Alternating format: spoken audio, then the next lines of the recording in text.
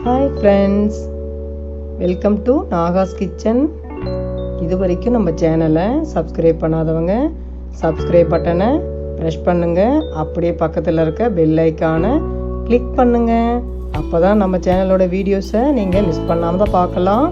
வாங்க இப்போ வீடியோக்குள்ளே போகலாம். ஹாய் ஃப்ரெண்ட்ஸ், இன்றைக்கி டே 6. அதுக்குண்டான டயட் என்னன்னு பார்த்துக்கலாம். காலையில் கொத்தமல்லி தண்ணி கொதிக்க வச்சு சூடாக குடித்தாச்சு. அப்புறம் 1 hour கழித்து ஆஸ் யூஷுவல் நட்ஸ் எடுத்தாச்சு. அப்புறம் பசி எடுத்த பிறகு சிகப்பரிசி கஞ்சி, பாருங்கள் க்ளோஸில் காட்டுறேன்.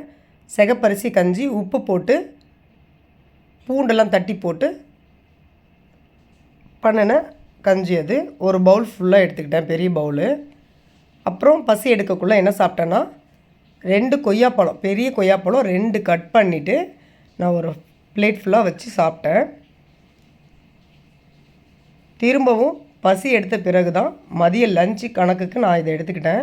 ஒரு பெரிய பவுலு சிகப்பரிசி கஞ்சி அண்டு கோஸ் பொரியல். கோஸ் பொரியல் என்னென்னா கடலைப்பருப்புலாம் போட்டு பண்ணினது, ப்ரோட்டீன் வேணுன்றதுனால அது கடலைப்பருப்பு சேர்த்து பண்ணி எடுத்துக்கிட்டேன்.